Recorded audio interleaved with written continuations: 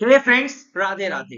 Welcome back to our channel that is Gyani politics. आज हम discuss करेंगे OPEC, organization of petroleum exporting countries. तो basically दोस्तों, ये एक ऑर्गेनाइजेशन है ऐसी कंट्रीज की जो पेट्रोल को अपने देश के अलावा बाहर देशों में भेजते हैं। बेसिकली ये एक परमानेंट इंटर गवर्नमेंट ऑर्गेनाइजेशन है जिसको 1960 में बगदाद कॉन्फ्रेंस में क्रिएट किया गया था by Iran, Iraq, Kuwait, Saudi Arabia and Venezuela. और करंटली आज के टाइम पे इसके बाद करीबन 13 मेंबर हैं। अब हम दोस्तों डिस्कस करेंगे ओपेक कंट्रीज की हिस्ट्री के बारे में। तो बेसिकली जो government, basically Iran, Iraq, Kuwait, Saudi Arabia और वेनेजुएला के गवर्नमेंट प्रतिनिधि थे, वो डिस्कस करना चाहते थे कि क्रूड ऑयल की प्राइसेस कैसे इंक्रीज की जाए। तो एक कॉन्फ्रेंस होती है बगदाद में कि एक यूनिलैटरल डिसीजन लिया जा सके।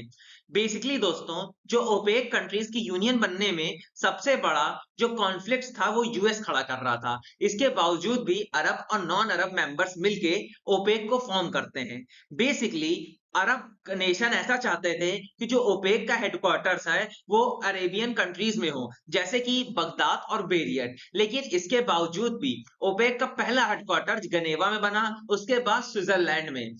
पहला हेडक्वार्टर वेनेजुएला में बना था और दोस्तों उसके बाद गेनेवा इन स्विट्जरलैंड में बना। लेकिन दोस्तों कुछ डिप्लोमेटिक रिलेशनशिप अच्छे ना होने के साथ ये जो हेडक्वार्टर था ओपेक का वो स्विट्जरलैंड से शिफ्ट कर दिया गया ऑस्ट्रिया वेना में। और बेसिकली ये काम हुआ 1 सितंबर 1965। तो दोस्तों इसी बात को कंटिन्यू करते हुए मैं आपको यह भी बताना चाहता हूं कि 1970 तक ओपेक कंट्रीज, ओपेक जो ऑर्गेनाइजेशन थी उसने अपनी members more than half of the world wide oil production देशों को दे रखी थी। ओपेक के हेडक्वार्टर जेनेवा, स्विट्जरलैंड में हुए इन पहले 5 सालों में, और उसके बाद इसको मूव कर दिया गया वेना, ऑस्ट्रिया में 1 सितंबर 1965। और दोस्तों अभी के टाइम पे ओपेक में केवल 13 मेंबर्स हैं, that is Algeria, Angola, UAE, Venezuela, Saudi Arabia, Republic of Congo, Libya, Nigeria, Kuwait, Iran, Iraq, Gabon, Equatorial Guinea. तो दोस्तों अब हम डिस्कस करेंगे ओपेक कंट्रीज के ऑब्जेक्टिव्स के बारे में। तो बेसिकली दोस्तों ओपेक इसलिए बनाया गया कि एक यूनिफिकेशन हो जाए, कोऑर्डिनेशन हो जाए बहुत सारे कंट्रीज का रिगार्डिंग पेट्रोल प्राइसेस, जिसकी वजह से एक स्टेबल पेट्रोल का प्राइस रखा जा सके। क्योंकि दोस्तों जब ओपेक बना नहीं था तो हर कंट्रीज के अपने अलग अलग क्रूड ऑयल के प्राइजेस थे, जिससे पेट्रोल का प्राइस हाईली फ्लक्चुएट करता था। और सेकंड पॉइंट था ओपेक का, that is efficient economic and regular supply of petrol to consuming nation and adequate return of investment। Basically second इनका पॉइंट था, जो ऑयल को इंपोर्ट करते थे इन नेशन से, तो बेसिकली उनको एक रेगुलर सप्लाई देना जिनसे उनकी इकोनॉमी एफिशिएंट वे से मूव करे, और जो ऑयल को प्रोड्यूस कर रहे थे उनकी एक इन्वेस्टमेंट, एक बेसिकली इकोनॉमी उनकी भी अच्छी हो। अब अगला पॉइंट है ओपेक कंट्रीज का फंक्शन। तो बेसिकली जो ऑर्गेनाइजेशन है petrol exporting countries that is OPEC has working a methodology which is mention below.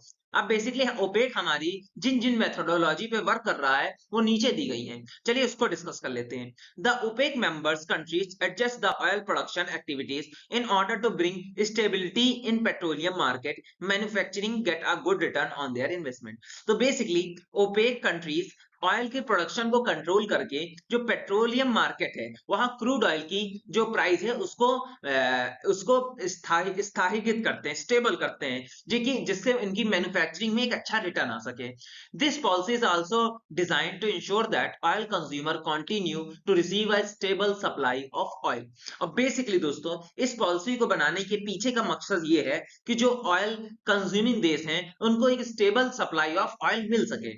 Second point है twice a year the Ministry of Engineering, Energy and Hydrocarbon meet twice a year to review the status of international oil market। Second, OPEC बनने के बाद जो basically ministry of engineering है और hydrocarbon affairs के जो country wise ministers हैं वो मीट करते हैं और डिस्कस करते हैं इंटरनेशनल ऑयल मार्केट का स्टेटस, और डिसाइड करते हैं क्या क्या स्टेप लेना चाहिए जिससे ऑयल मार्केट हमारा निर्धारित रहे। तो दोस्तों यही था मेरा video regarding the OPEC and OPEC related countries. अगर आपको टॉपिक पसंद आया हो तो लाइक, सब्सक्राइब, शेयर कीजिएगा।